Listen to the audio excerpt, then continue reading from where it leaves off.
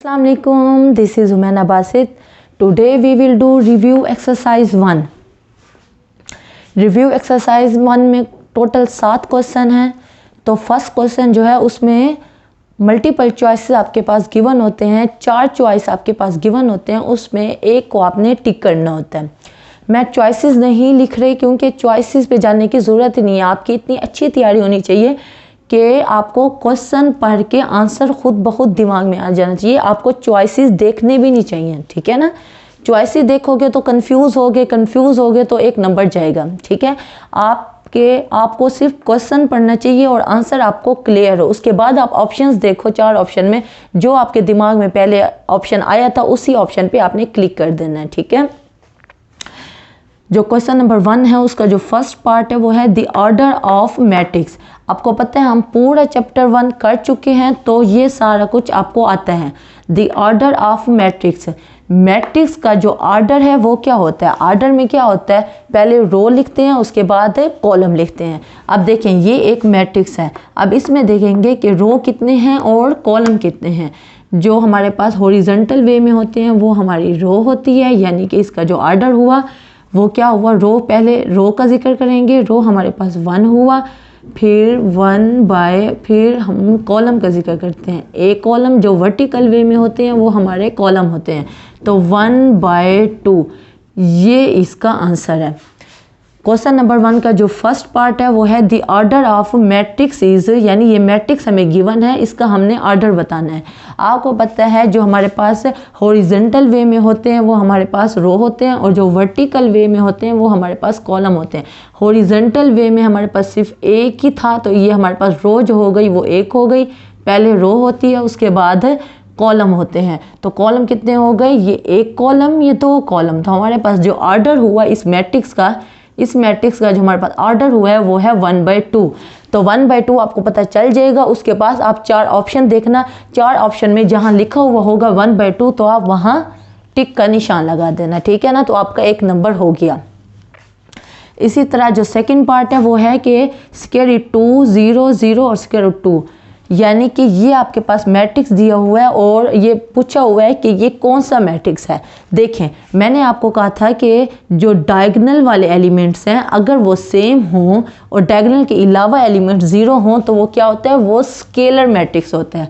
तो इसका जवाब क्या है, स्केलर मैट्रिक्स। ये आपका स्केलर मैट्रिक्स है। स्केलर मैट्रिक्स आपके दिमाग में आएगा। फिर 4 ऑप्शन देखना, नीचे जो 4 ऑप्शन में स्केलर मैट्रिक्स लिखा हुआ होगा वहां आप टिक लगा देना, ठीक है। उसके बाद है which is order of scalar matrix.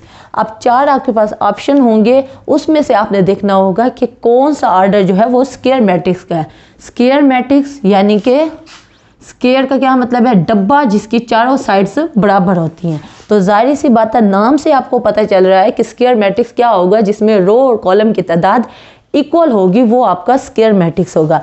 यानी कि अगर ऑप्शन में अगर 4 जो ऑप्शन दिए होंगे उसमें 2/2 हो तो ये भी स्केयर मैट्रिक्स है, 3/3 हो तो ये भी स्केयर मैट्रिक्स है, 1/1 हो तो ये भी स्केयर मैट्रिक्स है। वो तमाम के तमाम स्केयर मैट्रिक्स हैं जिनमें ऑर्डर में रो और कॉलम की तादाद इक्वल हो। रो और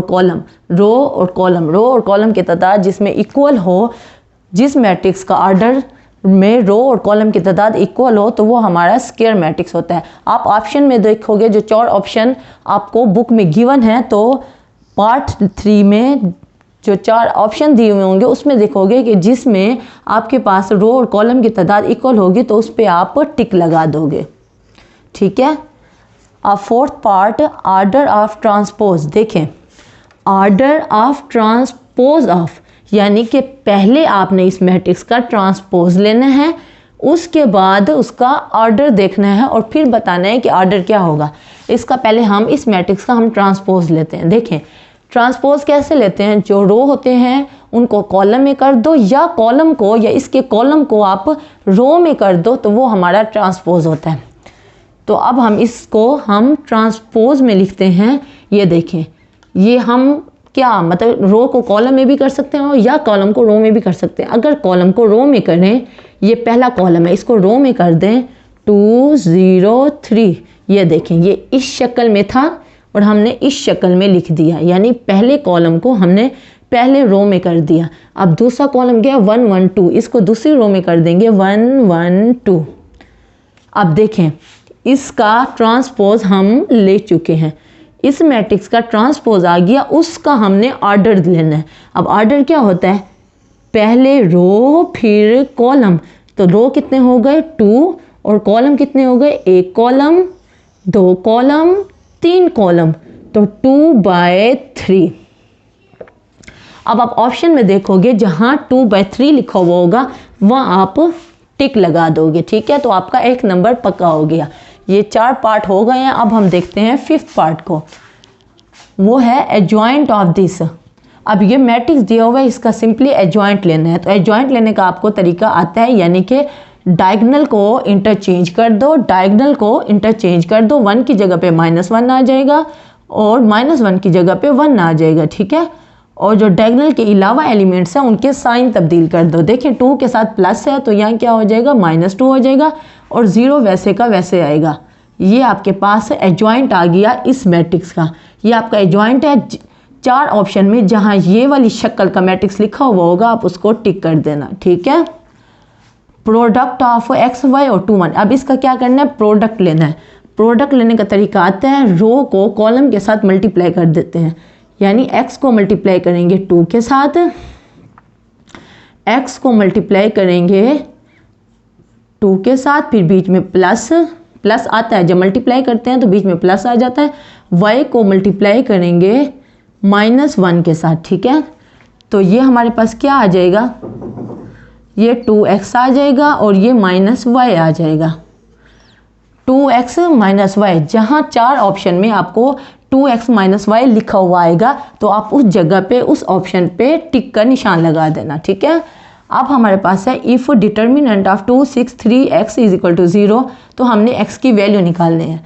डिटर्मिनेंट लेने का आपको तरीका आता है, 2 को आप x से मल्टीप्लाई करोगे, 2 को x, फिर बीच में माइनस आएगा, डिटर्मिनेंट के लिए बीच में माइनस आता है। 6 को 3 से मल्टीप्लाई करेंगे तो क्या आएगा 18 और ये = 0, ये वैसे का वैसे आ गया, ठीक है। अब इसको अगर आगे हल करें, 2x इधर -18 है, जब वो बराबर के उस तरफ जाएगा तो वो क्या हो जाएगा +18। अब 2x के साथ क्या हो रहा है, मल्टीप्लाई हो रहा है, उधर जाके डिवाइड हो जाएगा, तो x की वैल्यू आ जाएगी 18/2। 18 और 2 को काटेंगे तो x की वैल्यू क्या आ जाएगी, वो 9, x की वैल्यू 9। अब इस पार्ट पे आपके पास जो 4 ऑप्शन दिए हुए होंगे, जहाँ x की वैल्यू 9 लिखी होगी आप उसको क्या कर देना, उसको टिक कर देना, ठीक है। अब जो पार्ट 8 है उसमें क्या है, इफ़ x प्लस ये मैट्रिक्स दिया हुआ है = ये मैट्रिक्स, हमने निकालना क्या है, हमने x फाइंड आउट करना है। तो x को फाइंड आउट करना है, इसलिए x को यहीं रहने देंगे, 1 0 0 1 वैसे का वैसे उधर था पड़ा। अब x को फाइंड आउट करना है तो इसके साथ ये प्लस है, ये वाला मैट्रिक्स के साथ प्लस है तो उधर जाके माइनस हो जाएगा, तो क्या आ जाएगा -1 -2 0 और -1। सब एलिमेंट्स वैसे के वैसे रहे, सिर्फ इस मैट्रिक्स के साथ प्लस था तो वो उधर जाके माइनस हो गया, ठीक है।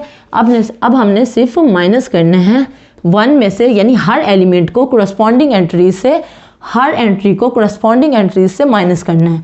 1 को -1 से ऐड करेंगे, देखें -1 माइनस फिर -1, तो क्या आया, माइनस माइनस इज इक्वल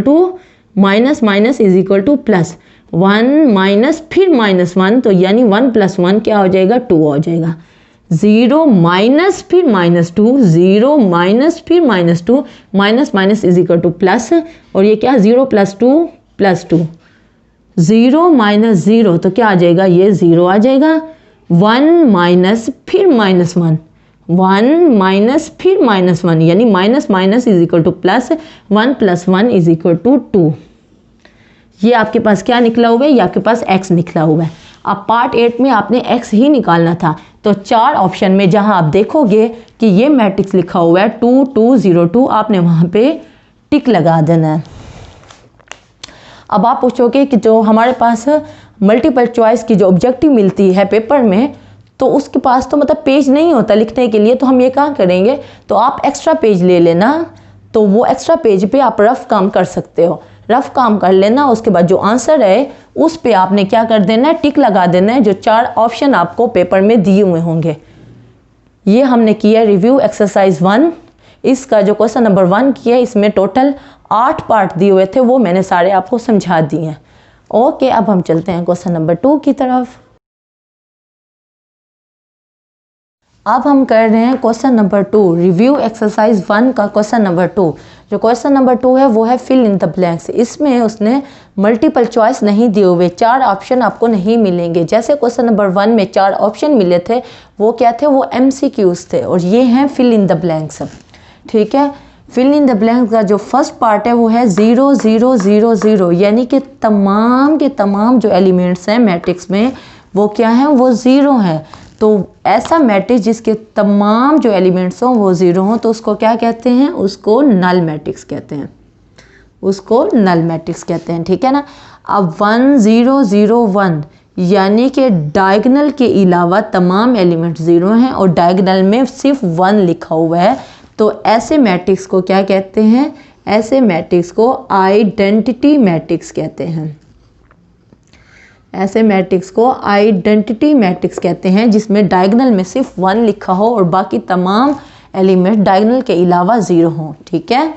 उसके बाद है एडिटिव इनवर्स। एडिटिव इनवर्स का क्या मतलब हुआ, यानी कि ऐड करो ऐसे इनवर्स से कि आंसर 0 आए। देखें, अब इसका एडिटिव इनवर्स क्या होगा, सेम टू सेम ऐसे ही होगा, लेकिन क्या होगा, उनके साइन तब्दील होंगे। तो जारी बात है, उसको जब इससे ऐड करेंगे, देखिए ना नाम से आपको पता चल रहा है एडिटिव इनवर्स है, यानी इसका बिल्कुल उल्टा हो, जिसको ऐड करें तो आंसर 0 आए। तो जारी सी बात है एडिटिव इनवर्स इसका क्या होगा, एडिटिव इनवर्स होगा 1 के साथ प्लस है तो -1, 2 के साथ माइनस है तो +2, 0 के साथ कोई साइन नहीं होता, 1 के साथ माइनस है तो ये प्लस हो जाएगा। अब देखें इसका एडिटिव इनवर्स ये है। देखें अगर इसको हम ऐड करें, इससे इन दोनों को अगर हम ऐड करें, एडिटिव इनवर्स कैसे हुआ, अगर हम इसको ऐड करें तो 1 को जब -1 में ऐड करेंगे तो आंसर क्या आएगा, 0।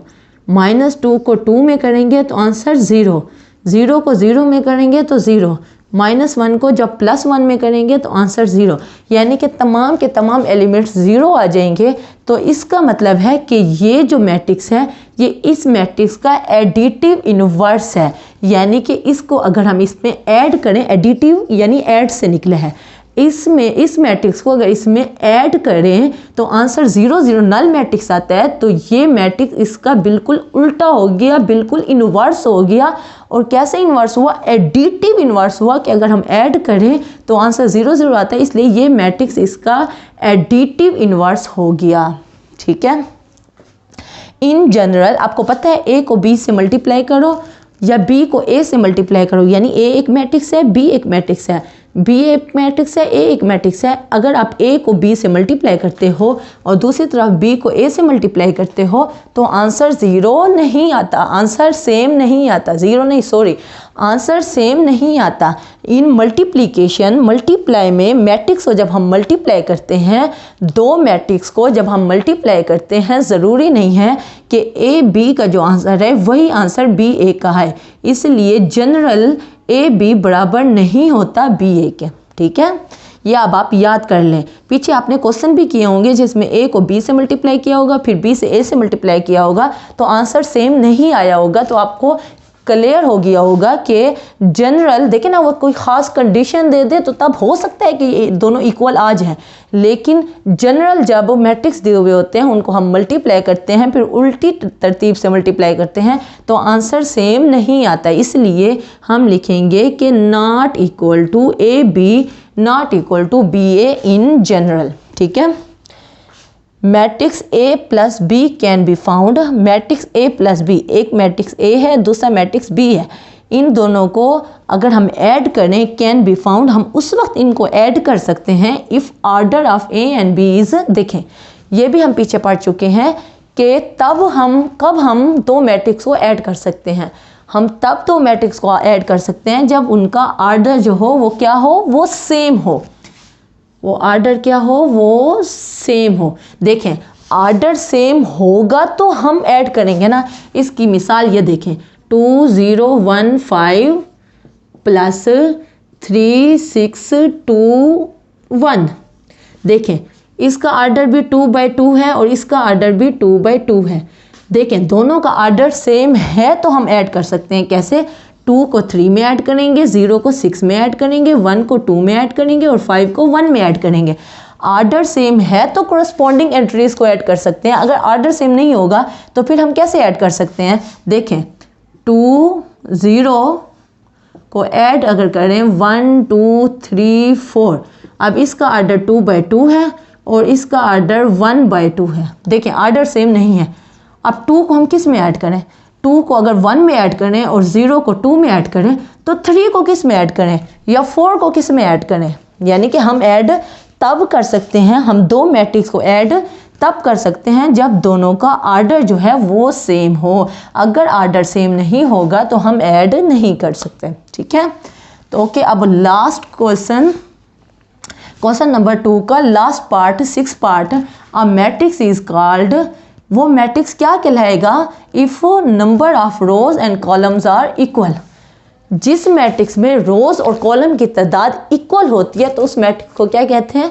उस मैट्रिक्स को स्क्वायर मैट्रिक्स कहते हैं। मैंने इसकी मिसाल भी दी थी। स्क्वायर में क्या होता है? डब्बा होता है जिसमें चारों साइड्स बराबर होते हैं। जो रेक्टेंगल होता है उसमें दो साइड्स बराबर होते हैं, चारों साइड्स बराबर नहीं होते। जो स्क्वायर होता है उसकी चारों साइड्स बराबर होते हैं। तो सारी सी बात है, जिसमें रो और कॉलम की तादाद इक्वल होगी तो वो हमारा क्या मैट्रिक्स होगा? वो हमारा स्क्वायर मैट्रिक्स होगा। तो इसमें आप लिखेंगे a matrix is called square matrix if number of rows and columns are equal. ठीक है, क्वेश्चन नंबर 2 हमारा हो चुके हैं। ओके, हम चलते हैं क्वेश्चन नंबर 3 की। अब हम कर रहे हैं क्वेश्चन नंबर 3। क्वेश्चन नंबर 3 में उसने हमें दो मैट्रिक्स दे दिए हैं और बीच में इक्वल का साइन लगा हुआ है और कहा है ए और बी को आप फाइंड आउट करो। आपको पता है दो मैट्रिक्स कब इक्वल होते हैं? जब दोनों के आर्डर भी सेम हो और कोरस्पॉन्डिंग एंट्रीज भी सेम हो। अब देखिए यहाँ भी 4 है, यहाँ भी 4 है, ठीक है। 6 यहाँ भी 6 है, यहाँ भी 6 है, तो ये दोनों तो सेम हैं, नज़र आ रहे हैं। अब इसका मतलब है कि a + 3 - 3 के इक्वल है और b - 1 2 के इक्वल है। क्योंकि इक्वल का साइन लगा हुआ है तो दो मैट्रिक्स जब इक्वल होते हैं तो उनके एंट्रीज भी आपस में इक्वल होते हैं, कोरस्पॉन्डिंग एंट्रीज। a + 3 4 के या 6 के या 2 के इक्वल नहीं आ सकता। a + 3 - 3 के ही इक्वल है और b - 1 2 के ही इक्वल है। ठीक है, a + 3 को हमने -3 के इक्वल कर लिया और b - 1 को 2 के इक्वल कर लिया। ये तो वैसे भी इक्वल है तो इनको हम नहीं लिखेंगे, ठीक है ना। और हमने निकालना भी a और b की वैल्यू को है। a + 3 - 3, देखें यहाँ +3 है, जब वो उधर जाएगा तो -3 हो जाएगा। -3 - 3 तो a की वैल्यू हमारे पास आ जाएगी -6। ठीक है, अब b - 1 = 2 है। -1 जब उधर जाएगा तो +1 हो जाएगा। 2 + 1 = 3। हमारे पास a और b की वैल्यू आ गई और यही हमने निकालना था। ये जैसे क्वेश्चन नंबर 3 है, ये आपका पेपर में शॉर्ट क्वेश्चन की तरह आ सकता है 2 नंबर का। ठीक है, अब हम करते हैं क्वेश्चन नंबर 4। अब क्वेश्चन नंबर 4 में उसने कहा है इफ़ a का भी एक मैट्रिक्स दे दिया और b का भी एक मैट्रिक्स दे दिया और इसमें 4 पार्ट हैं, 1 2 3 और 4 पार्ट दिए। मैं आपको एक पार्ट करवा रही हूँ, बाकी 3 पार्ट आप खुद कर लेंगे। ठीक है, जो फर्स्ट पार्ट है वो है 2a + 3b। a भी हमें गिवन है और b भी हमें गिवन है। a की जगह पे हमने a का मैट्रिक्स लिखा और साथ 2 आया, फिर प्लस है, फिर 3 लिखा और b की जगह पे हमने b का मैट्रिक्स लिखा जो हमें क्वेश्चन में गिवन है। अब 2 मल्टीप्लाई हो रहा है। जब कोई स्केलर मल्टीप्लाई हो रहा होता है, जब कोई कांस्टेंट मल्टीप्लाई हो रहा होता है मैट्रिक्स के साथ, तो वो मैट्रिक्स के अंदर जितने भी एलिमेंट्स होते हैं वो सब के साथ मल्टीप्लाई होता है। ठीक है, अब 2 से भी मल्टीप्लाई होगा, 2 3 से भी, 2 1 से भी, 2 0 से, 2 2 से होगा तो क्या आ जाएगा 4, 2 को 3 से करेंगे तो क्या आएगा 6, 2 को 1 से करेंगे तो 2 और 2 को जब 0 से करेंगे तो 0। इसी तरह 3 भी अंदर तमाम एलिमेंट्स के साथ मल्टीप्लाई हो जाएगा। 3 को जब 5 से करेंगे तो 15, 3 को जब -4 से करेंगे तो -12, 3 को जब -2 से करेंगे तो -6, 3 को जब -1 से करेंगे तो -3 और बीच में प्लस आ रहा है।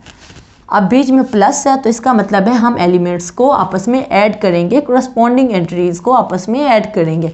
4 को 15 में ऐड किया, 6 को -12 में ऐड किया तो ये माइनस है तो साथ माइनस आ जाएगा। 2 को ऐड किया -6 से और 2 को 0 को ऐड किया -3 से। 4 + 15 19, 6 - 12 -6, 2 - 6 -4, 0 - 3 -3 और ये आपका आंसर आ गया।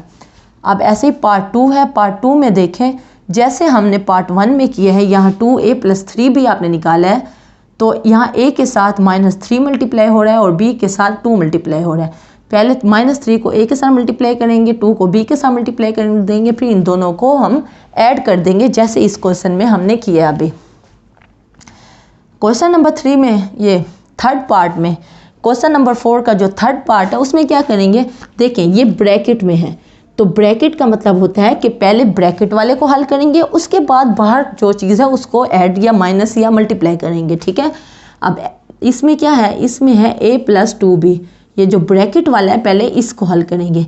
a का मैट्रिक्स लिखेंगे, फिर बीच में प्लस लिखेंगे, फिर 2 को लिखेंगे, फिर b का मैट्रिक्स लिखेंगे।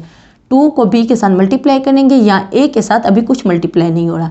ये जो -3 है ये बाहर है, इसको अभी ऐसे ही रहने दें। a का मैट्रिक्स लिखें, फिर प्लस, फिर 2 लिखें और फिर b का मैट्रिक्स लिखें। 2 को b से मल्टीप्लाई करें, फिर 2 मैट्रिक्स आ जाएंगे। जब 2 मैट्रिक्स आ जाएंगे तो बीच में प्लस का साइन है तो उन दोनों को ऐड कर देंगे। जब उन दोनों को ऐड करेंगे तो फिर एक मैट्रिक्स आ जाएगा, ठीक है।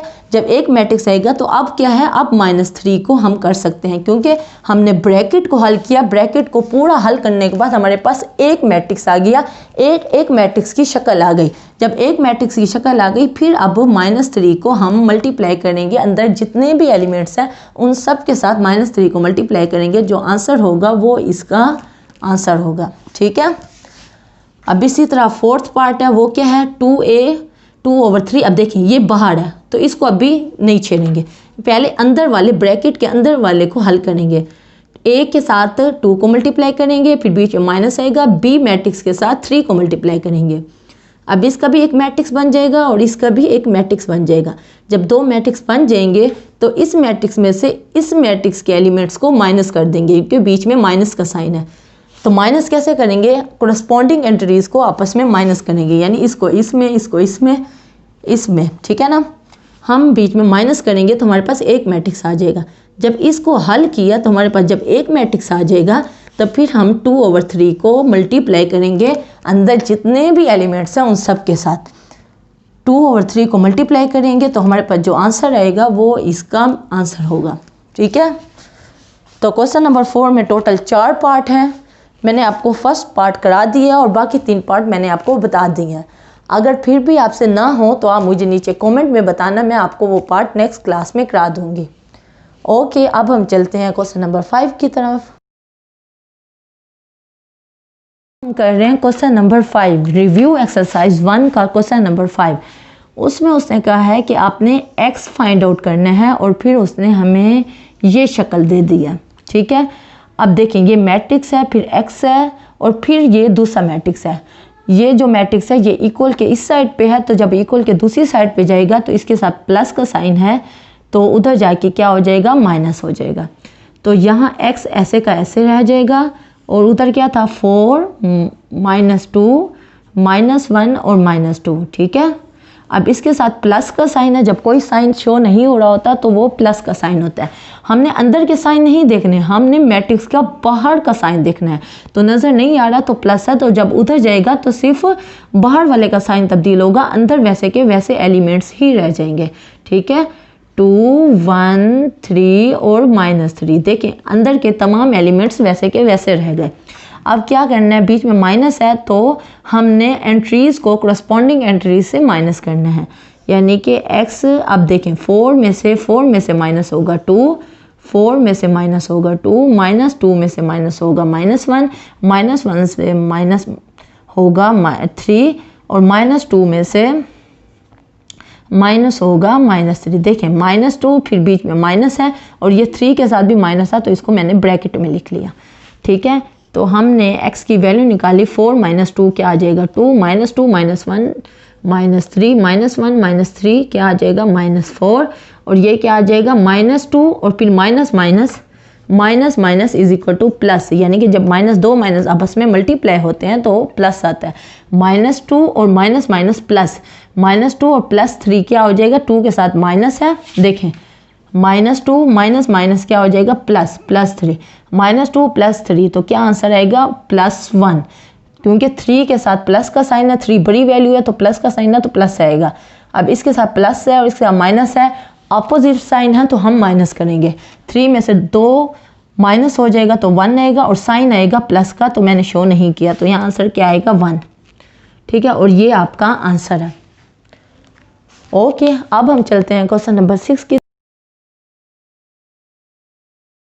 अब हम कर रहे हैं क्वेश्चन नंबर 6। क्वेश्चन नंबर 6 में उसने हमें दो मैट्रिक्स दे दिए हैं, ये ए मैट्रिक्स है और ये बी मैट्रिक्स है, और उसने कहा है कि प्रूव करो A B is not equal to B A, यानी कि ए और बी को आपस में मल्टीप्लाई करेंगे, फिर बी और ए को मल्टीप्लाई करेंगे और आंसर जो है वो सेम नहीं होगा, ये हमने प्रूव करना है। देखें, पहले हम निकाल रहे हैं ए बी, ए का मैट्रिक्स हमने लिख लिया, फिर बी का मैट्रिक्स हमने लिख लिया, ठीक है। अब मल्टीप्लाई कैसे, यानी कि पहली रो पहला कॉलम यहाँ तक हो गया, पहली रो दूसरा कॉलम ये यहाँ तक हो गया, ठीक है। देखें, 0 को -3 से, फिर प्लस आ गया बीच में, 1 को 5 से करेंगे, पहली रो पहला कॉलम, ठीक है। पहली रो दूसरा कॉलम, 0 को 4 से करेंगे, फिर बीच में प्लस, 1 को -2 से करेंगे, तो हमारे पास पहली रो दूसरा कॉलम। इसी तरह दूसरी रो पहला कॉलम, 2 को -3 से, फिर प्लस -3 को 5 से, फिर दूसरी रो दूसरा कॉलम यानी कि 2 को 4 से और -3 को -2 से, ठीक है। तो -3 को 0 से किया, 0 इसको मल्टीप्लाई करेंगे तो 5, इसको 0 यहाँ मल्टीप्लाई करेंगे -2, यहाँ -6 और यहाँ -15 और यहाँ 8 और यहाँ +6, इनको हमने ऐड और माइनस किया तो क्या आया 5 -2 -15 और -6 क्या आ जाएगा -21 और हमारे पास 8 + 6 क्या आ गया 14, ठीक है। इसी तरह बी ए है, अब क्या बी पहला मैट्रिक्स हमने लिख लिया, यहाँ ए पहले लिखा था फिर बी लिखा था, यहाँ बी ए है, पहले बी का मैट्रिक्स लिखेंगे फिर ए का मैट्रिक्स लिखेंगे, जैसे पीछे मल्टीप्लाई किया वैसे का वैसे ही मल्टीप्लाई करेंगे, पहली रो पहला कॉलम यहाँ तक, पहली रो दूसरा कॉलम यहाँ तक, दूसरी रो पहला कॉलम यहाँ तक, दूसरी रो दूसरा कॉलम यहाँ तक, ठीक है ना। फिर हमने इनको मल्टीप्लाई किया, हमारे पास ये मैट्रिक्स आया, फिर हमने ऐड माइनस किया तो हमारे पास आंसर आया 8 -15 -4 और 11। देखिए, ये हमारे पास बी ए निकला है और ये हमारे पास ए बी निकला है, 5 -2 -21 और 14, 8 -15 -4 और 11। हमें पता चला बाय 1 एंड 2, इसको आप 1 का नाम दे दो और इसे आप 2 का नाम दे दो, बाय 1 एंड 2। 1 और 2 से हमें क्या पता चला कि A B is not equal to B A, ये हमने प्रूव कर दिया। ओके, क्वेश्चन नंबर 6 हमारा हो चुके हैं। अब हम चलते हैं क्वेश्चन नंबर 7 की। अब हम कर रहे हैं क्वेश्चन नंबर 7। क्वेश्चन नंबर 7 के 2 पार्ट्स हैं। फर्स्ट पार्ट में आपको करवा रही हूँ। जो फर्स्ट पार्ट है वो है ए बी का transpose is equal to B transpose और ए ट्रांसपोज। तो ये हमारी लेफ्ट साइड पे, इक्वल के लेफ्ट साइड पे है तो इसको हम लेफ्ट हैंड साइड कह देंगे, और ये हमारी इक्वल के राइट साइड पे है तो हम इसको राइट हैंड साइड कह देंगे, ठीक है। पहले हम लेफ्ट हैंड साइड को हल कर रहे हैं। अब ए बी और इसका ट्रांसपोज, देखें जो ब्रैकेट वाला होता है पहले उसको हल करते हैं, फिर जो ब्रैकेट के बाहर जो चीज़ होती है, जो ऑपरेशन होता है, उसको बाद में हल करते हैं, बाद में अप्लाई करते हैं। अब देखें ब्रैकेट के अंदर क्या है, ए और बी, यानी ए और बी आपस में मल्टीप्लाई हो रहे हैं। तो पहले हम ए बी ले लेते हैं। पहले ए का मैट्रिक्स ले लिया जो हमें क्वेश्चन में गिवन है, फिर बी का मैट्रिक्स ले लिया जो हमें क्वेश्चन में गिवन है।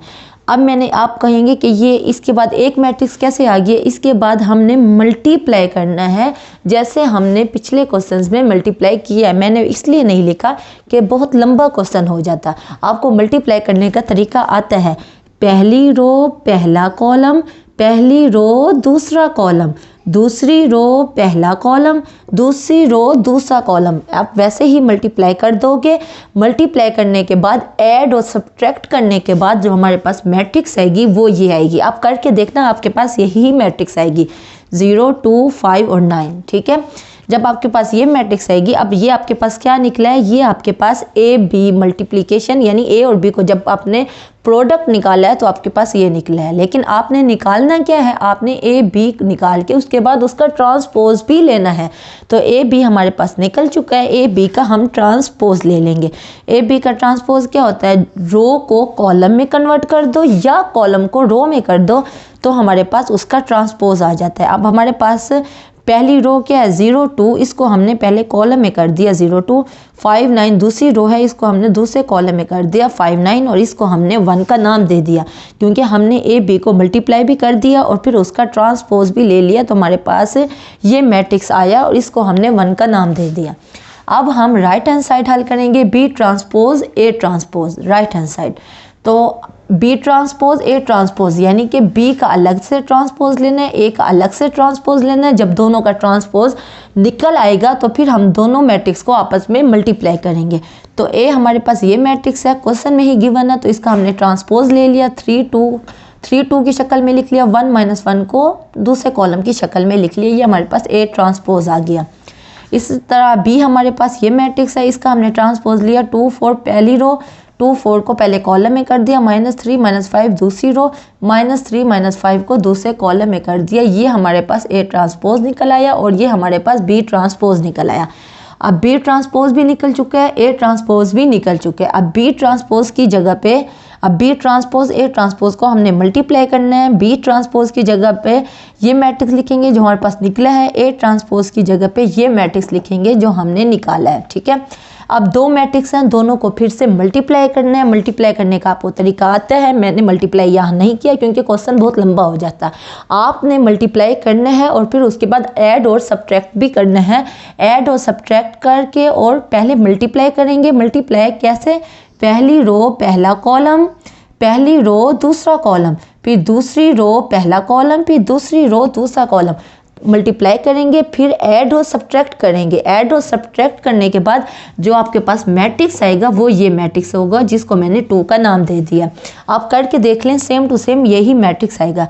हमारे पास इसके एलिमेंट्स क्या हैं, 0 5 2 9। हमारे पास इसके एलिमेंट्स क्या थे, 0 5 2 9, यानी कि दोनों जो मैट्रिक्स हैं वो सेम हैं।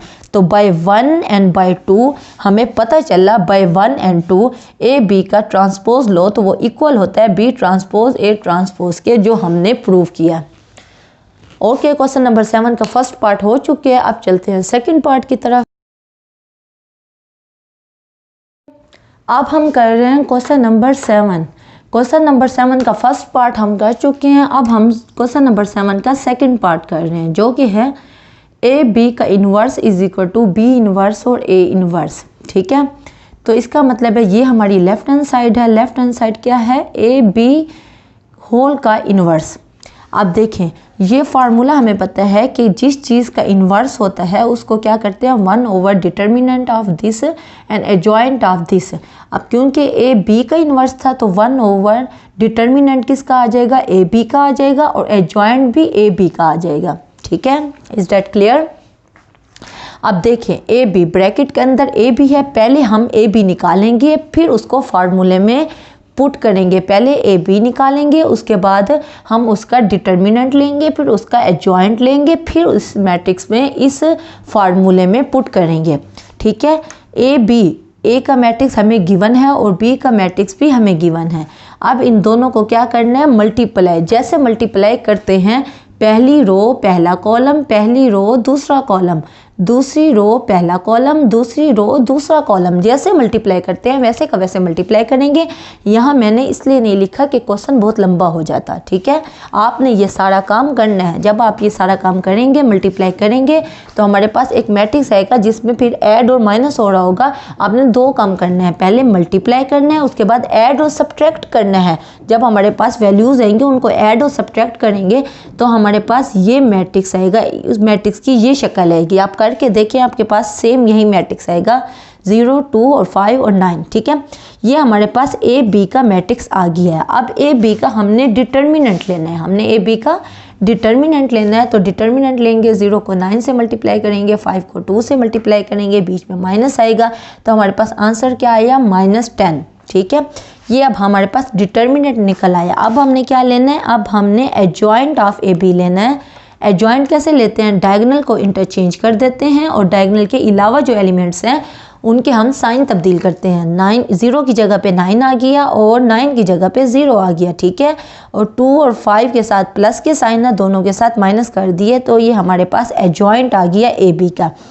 अब हमारे पास डिटर्मिनेंट भी निकल चुका है और एडजॉइंट भी निकल चुका है। अब हम इस फार्मूले में पुट करेंगे ए बी का inverse 1 over determinant of A B. Determinant of A B हमारे पास क्या निकला है, वो निकला है -10। फिर एडजॉइंट ऑफ ए बी हमारे पास ये मैट्रिक्स निकला है जो हमने इसमें पुट कर दिया और इसको 1 का नाम दे दिया। हमारी लेफ्ट हैंड साइड हल हो गई, ठीक है।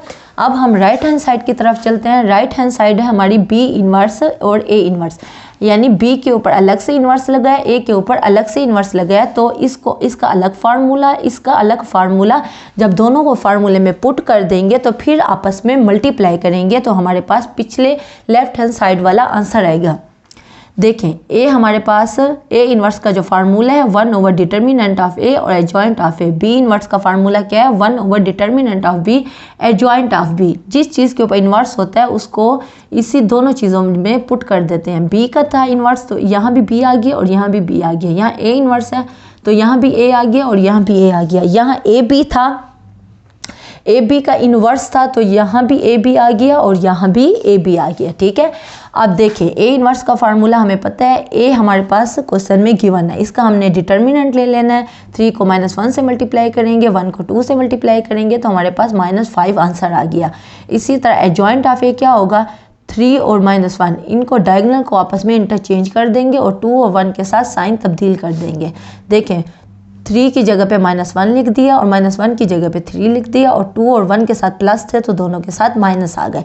देखो, एडजॉइंट ऑफ ए भी निकल आया, इन्वर्स ऑफ ए भी निकल आया, एडजॉइंट ऑफ ए भी निकल आया, डिटर्मिनेंट ऑफ ए भी हमारे पास निकल आया। अब दोनों चीज़ें निकल आई हैं तो हम इस फार्मूले में पुट कर देंगे 1 ओवर -5 एडजॉइंट ऑफ ए की जगह पे ये हमारे पास आ गया और ये हमारा क्या है, ये ए इन्वर्स निकला है। इसी तरह बी का डिटर्मिनेंट ले लेंगे जो कि आएगा 2, बी का एडजॉइंट लेंगे जो कि ये मैट्रिक्स आएगा, ठीक है।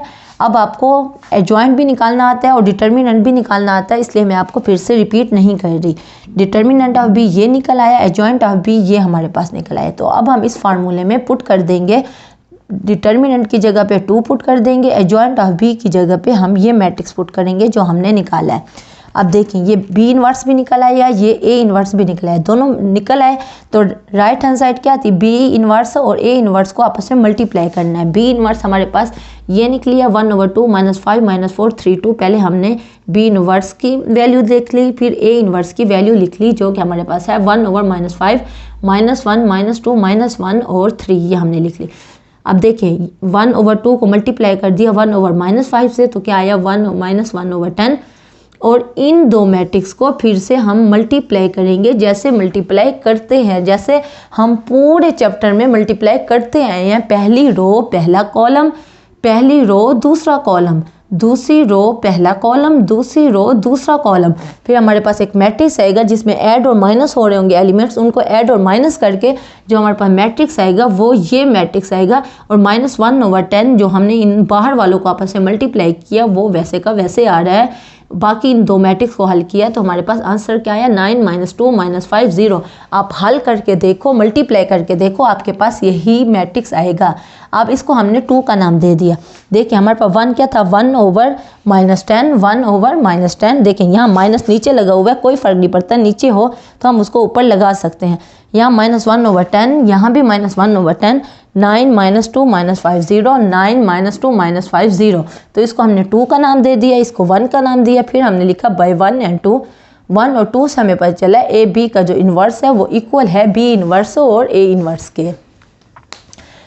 क्वेश्चन नंबर 7 का सेकंड पार्ट हो चुके हैं। आज हमारी रिव्यू एक्सरसाइज 1 कंप्लीट हो गई है। कल से हम कोई नया चैप्टर स्टार्ट करेंगे। उम्मीद है आपको ये चैप्टर समझ आया होगा। इस चैप्टर के हवाले से कोई क्वेश्चन हो आप मुझे कमेंट में नीचे क्वेश्चन कर सकते हो, मैं उसका आपको डेफिनेटली जवाब दूंगी। ओके, चैप्टर 1 हमारा कंप्लीट हो गया है। कल मिलते हैं, कल तक के लिए अल्लाह।